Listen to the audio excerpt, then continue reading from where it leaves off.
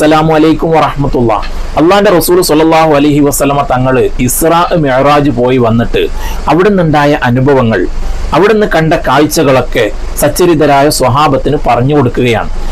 കൂട്ടത്തിൽ അവിടെ നിന്ന് പറയുകയുണ്ടായി, സ്വഹാബത്തെ, ഞാൻ നരകം കണ്ടപ്പോൾ അതിൽ കൂടുതലും ഉണ്ടായത് സ്ത്രീകളായിരുന്നു.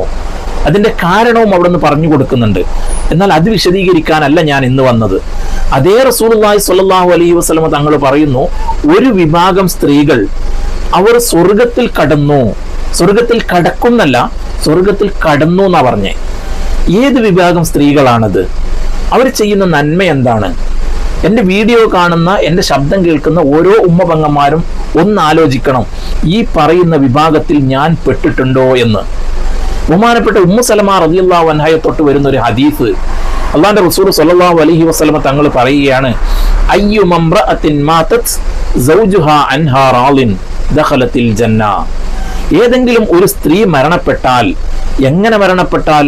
സൗജുഹാ അൻഹാ റാളിൻ, അവളുടെ ഭർത്താവ് തൃപ്തിപ്പെട്ടവനായിരിക്കെ, എല്ലാം പൊരുത്തപ്പെട്ടുകൊണ്ട് വളരെ തൃപ്തിപ്പെട്ടവനായ നിലക്ക് ഒരു ഭാര്യ മരണപ്പെട്ടാൽ ദഖലത്തിൽ ജന്ന, അവൾ സ്വർഗത്തിൽ കടന്നു. ഒരു സംശയമില്ലാത്ത രൂപത്തിലാണ് പറഞ്ഞത്. ഇവിടെയാണ് ഞാൻ നേരത്തെ പറഞ്ഞത്, ഓരോ ഉമ്മ പെങ്ങന്മാരും ചിന്തിക്കേണ്ടത്, ഞാൻ ഈ വിഭാഗത്തിൽ പെട്ടതാണോ?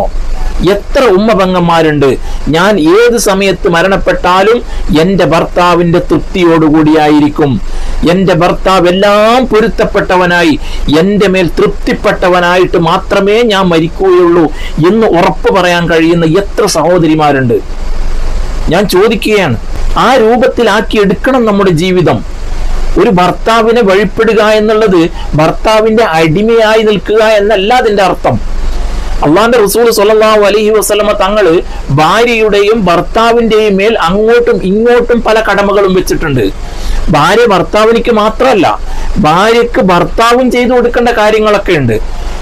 അവിടെ രണ്ടാളുകളും അള്ളാഹുവിന്റെ റസൂൽ സ്വല്ലല്ലാഹു അലൈഹി വസല്ലമ തങ്ങൾ കൽപ്പിച്ച അതേ രൂപത്തിൽ നടക്കുകയാണെങ്കിൽ ഒരു സംശയവും വേണ്ട, അവരുടെ ഇടയിൽ ഒരു പ്രശ്നങ്ങളും ഉണ്ടാവില്ല.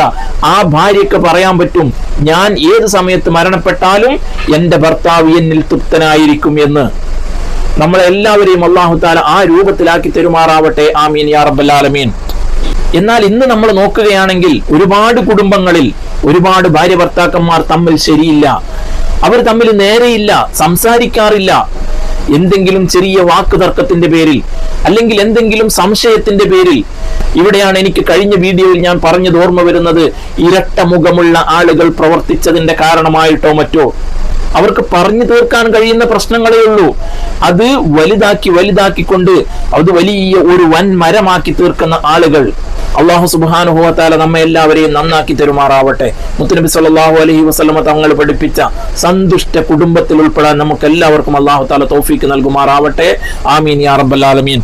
ദുആ വസിയത്തോടു കൂടി അസ്സലാമു അലൈക്കും വറഹ്മത്തുള്ളാഹി.